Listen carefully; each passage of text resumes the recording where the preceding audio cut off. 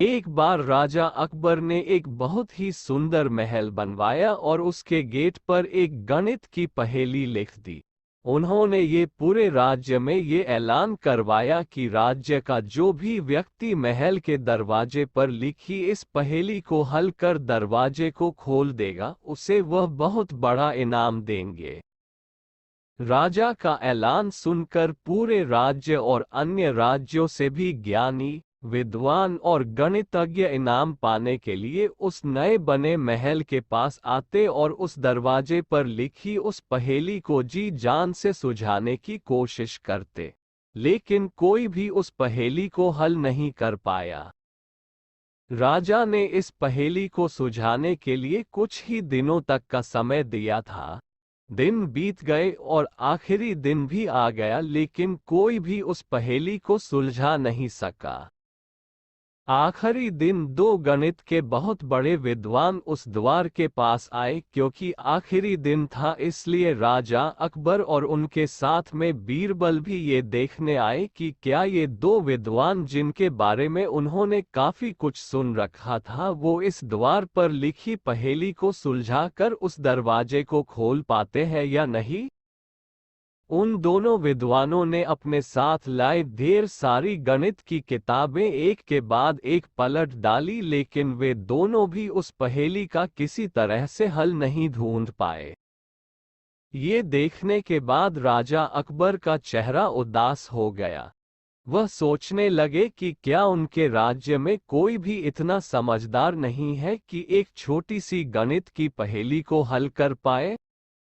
अकबर के पास में खड़े बीरबल ने उनके चेहरे से उनकी परिस्थिति भांप ली।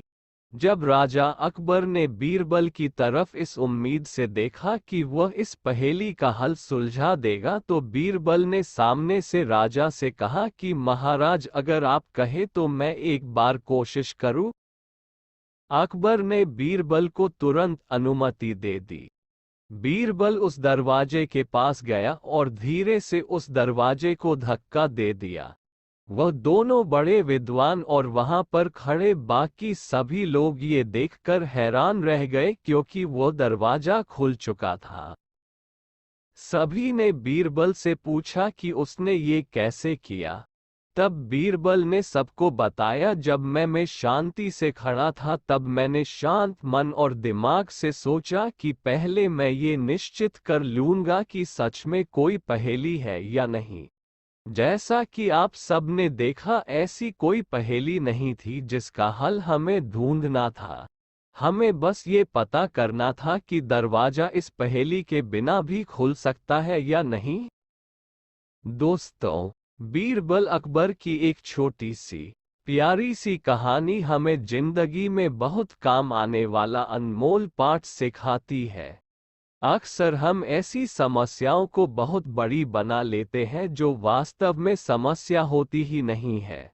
बस हमारे दिमाग में आए कुछ फालतू के विचार होते हैं, जिनके बारे में ज्यादा सोच सोचकर हम परेशान होते रहते हैं। ऐसे में हमें सबसे पहले किसी भी समस्या को समस्या समझने से पहले जांच करना या यह निश्चित करना आवश्यक है कि वो समस्या है भी या नहीं।